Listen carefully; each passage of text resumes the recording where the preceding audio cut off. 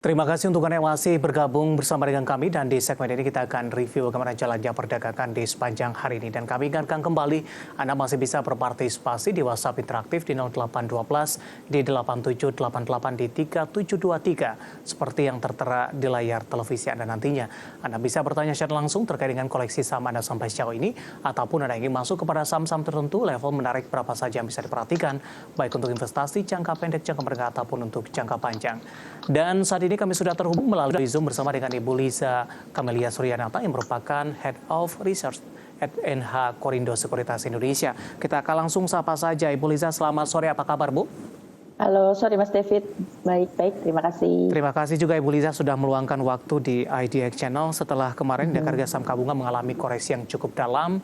Jelang libur 2 hari di pekan ini, IHSG berbalik arah, Ibu Liza, menguat di 1,20%. Dan titik poin yang mungkin bisa diperhatikan adalah level tertinggi merupakan level penutupan perdagangan di sesi kedua hari ini. Bagaimana analisis Anda penguatan yang terjadi di sepanjang hari ini? Oke, inilah penguatan yang harusnya terjadi sejak kemarin menurut saya. Karena baru hari Minggunya keluar berita bahwa Credit Suisse akhirnya mau dibeli oleh UBS Group ya. Nah, itu kan sudah mulai tampak ada penyelamatan krisis perbankan di Eropa tuh, menyusul yang di AS lebih dulunya.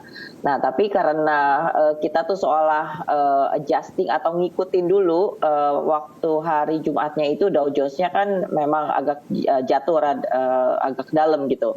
Nah, jadi kemarin tuh seolah kita adjusting atau alias uji support lah. Nah, oke, berarti setelah last night itu Dow Jones-nya hijau lagi, ya kita kemudian juga ikut mengikuti ke teritori positif. Dan kebetulan penutupan hari ini sebenarnya sedikit lagi, selangkah lagi itu kita bisa lewatin resisten pertama MA10 ya. Cuman sayang ini tutupnya pas-pasan banget di muka resistance begitu. Mungkin juga karena kita mau libur ya, 2 hari minggu perdagangan ini cukup pendek. Jadi market seolah menahan diri gitu, menunggu keputusan FOMC meeting Kamis dini hari nanti.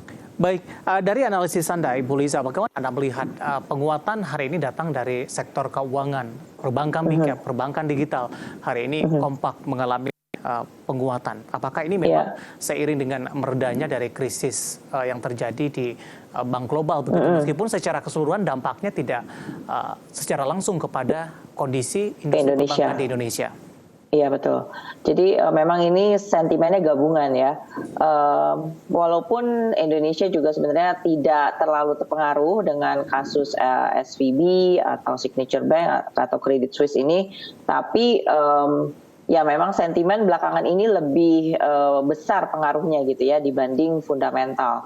Nah, jadi menilai kondisi sistem perbankan Indonesia sendiri, tampaknya kita juga punya cukup confidence gitu bahwa likuiditas kita baik-baik saja, dan yang terpenting adalah bahwa karakteristik dari kredit yang disalurkan oleh bank-bank besar kita ini relatif karakternya beda banget dengan apa yang menimpa SVB pada khususnya, itu lender yang banyak kepada perusahaan teknologi. Kemudian kalau Signature Bank itu yang collapse juga banyak memberikan kredit kepada perusahaan kripto. Jadi kita nggak kayak gitu. Dan bank domestik kita juga cenderung lebih konservatif dalam menyalurkan kreditnya.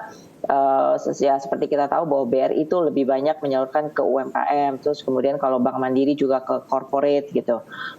Ya, jadi in overall outlook di sektor perbankan dunia global pada umumnya ini mulai membaik.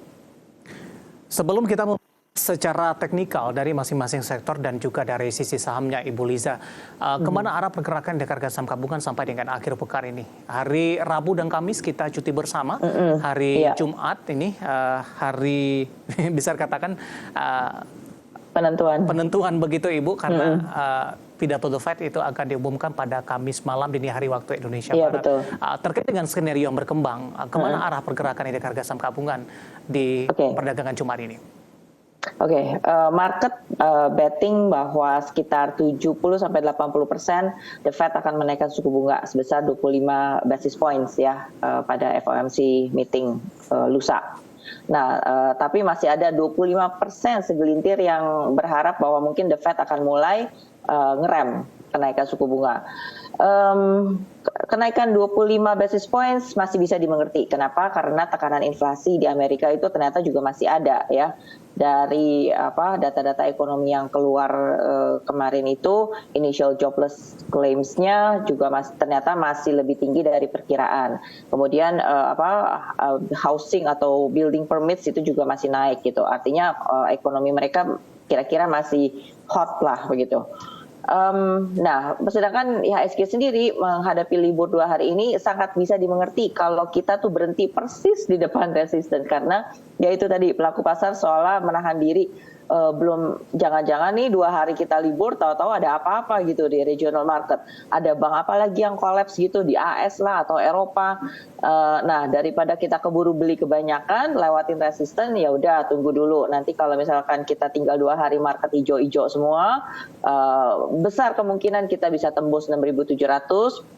Hopefully kita bisa melaju terus. Nah, kemudian level resistance berikut adalah 6.750 sampai 6.800.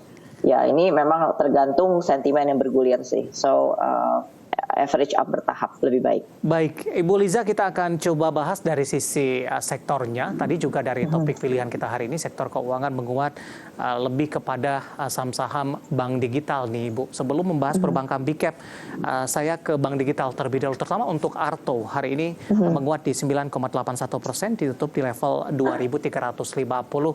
Melihat perjalanannya untuk Arto tampaknya masih cenderung tertekan. Kemudian penguatan signifikan biasanya juga dibarengi oleh koreksi yang cukup dalam begitu. Nah, kebetulan juga ada penanya, Ibu Liza, tidak menyebutkan nama ada lokasi untuk Arto, bagaimana support dan resistennya untuk perdagangan Jumat nanti, Ibu? Oke, yang buat investor Arto nih saya yakin sudah mengharapkan sejak lama kapan ini reboundnya. Memang in overall dia long term trendnya itu turun ya. Baik short term trendnya juga yang lebih kecil lagi gitu, time frame-nya juga masih turun, tapi memang sudah sejak 2 bulan terakhir nih ada positive divergence di indikator RSI-nya. Nah, cuma mengenai kapan technical rebound-nya terjadi, kayaknya baru ada sign-nya hari ini. Dan itu pun belum sukses lewat resisten pertama, yaitu MA10. Karena penutupan 2350 itu persis bertatap muka juga dengan MA10.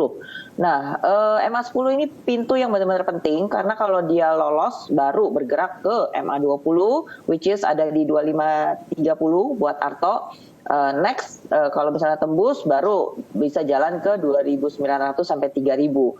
Nah, sampai 3.000 aja itu juga masih dalam tren turun jangka pendek gitu ya. Yeah. So berharap lebih lagi dari itu, ya pelan-pelan deh, step by step deh saran saya buat Arto. Baik, dari bank digital kita berlari ke perbankan big cap. Saya akan coba bahas untuk BMRI, Ibu Liza. Dengan alasan hari ini BMRI paling menguat signifikan jika dibandingkan dengan beberapa perbankan big cap lainnya. Hari ini sudah menembus ke level 10.500. Secara year to date tampaknya ini juga termasuk level tertinggi, meskipun sebelumnya sudah menyentuh di level 10.900 ini. Bagaimana analisis Anda? Penguatan yang signifikan terjadi untuk BMRI? Oke, BMRI penampakan yang bagus hari ini karena dia breakout dari pola flag-nya. Jadi pola flag itu adalah continuation pattern. Sebelumnya dia memang sudah uptrend dan dia sedikit consolidate selama sebulan ini. Ternyata mungkin keputusannya lebih besar untuk lanjutin upswing-nya lagi. So nanti kalau buka market lagi hari Jumat, fokus untuk BMRI adalah resisten previous high di bulan Februari itu di angka 10.550. Kalau ini tembus, maka Bank Mandiri berpeluang untuk tutup gap di sekitar 10.725 dan kemudian level previous high bulan Desember itu sekitar 11 ribuan. Baik, tapi dengan catatan tadi tetap memantau bagaimana perkembangan dari sisi sentimen global Betul. selama libur perdagangan 2 hari sebelum melakukan aktivitas di perdagangan di Jumat akhir pekan. Apakah akan melanjutkan penguatan atau sentimen itu justru akan memberikan dampak yang negatif kembali bagi indeks harga saham gabungan. Baik, Ibu Iya, Liza menarik. pastinya. Nanti kita akan coba singgung dari teknologi ada Goto yang kemarin tertekan cukup dalam hari ini di menit-menit terakhir ini berbalik ke zona hijau ini dan bagaimana juga rekomendasinya secara teknikal dan saham-saham pilihan apa saja Anda rekomendasikan? Iya. Ya, sebelum melihat saham-saham pilihan apa saja yang Anda rekomendasikan, kita akan coba bahas dari teknologi ada Goto terlebih dahulu. Kemarin sempat mengalami koreksi yang cukup dalam. Hari ini lebih dominan bergerak di zona merah, namun di menit-menit terakhir berbalik arah ke zona hijau, ditutup di level 110 menguat di 1,85%. Bagaimana analisis Anda untuk Goto di sepanjang perdagangan hari ini? Tampaknya investor tidak membiarkan untuk balik lagi di bawah level 100-an sepertinya, Ibu Liza. Iya, itu level terendah di bulan Februari itu di 102, sekarang jadi level support ya. Dan low hari ini 103 ya udah deket. Wajar kalau ada technical rebound. Tapi in overall dia masih di bawah resisten sebenarnya. Ada setidaknya ada 3 resisten penting yang harus dia lalui, yaitu MA 10, 20 dan satu lagi 50, dan dia masih terbenam di bawahnya. So unless Goto ini bisa naik pelan-pelan sampai ke sampai 110, nah bisa tembus ke atas 120, baru ada peluang untuk bisa lanjutkan uptrend ke 132. Itu level previous high bulan ini dulu, bisa balik ke situ atau enggak. Rekomendasinya seperti apa untuk Ibu Liza, terutama di perdagangan Jumat nanti? Kita sama-sama mengharapkan skenario dari sentimen global ini masih tetap di jalur yang positif, baik dari krisis perbankan yang masih melanjutkan menuju kenormalannya, ataupun juga The Fed ini tidak agresif menaikkan suku bunga sesuai dengan ekspektasi para pelaku pasar. Iya, betul. Kalau The Fed cuma naikin suku bunga 25 bips pun ya cukup terkendali, tidak menaikkan walaupun kesannya tidak realistis, tapi mungkin pasti akan bikin market cukup surprise gitu, disambut positif ya, apalagi buat perusahaan teknologi yang sangat sensitif sama kenaikan suku bunga. Tapi dari fundamentalnya sendiri, Goto juga udah lumayan ada perbaikan. Kemarin dia udah berhasil masuk ke indeks FTSE ya, FTSE. Terus kemudian pendapatan 2022 katanya naik 120%. Meskipun dari posisi rugi lebih cenderung meningkat, Ibu Liza? Pendapatan bersih, oke. Ya, ujung-ujungnya memang belum belum net income. Secara teknikal kita advice-nya masih spekulatif buy saat ini dengan arahan average up bertahap di atas 117 sampai 120. Selepas 120 maka first target ada di 132 sampai ini kan gapnya kan lumayan bertahap ya. 132 waktu gap bulan Desember itu, and then 141 lalu 151. Nah, mungkin itu dulu buat jangka pendek. Baik, analisis teknikal untuk Goto dan lagi-lagi keputusan investasi tetap ada di tangan para investor dan trader pasar modal Indonesia dan juga pemirsa IDX Channel. Dan tadi sekaligus menjawab pertanyaan yang sudah masuk di WhatsApp interaktif kami tanpa menyebutkan nama dan lokasi, menanyakan bagaimana saham Goto untuk di masa mendatang.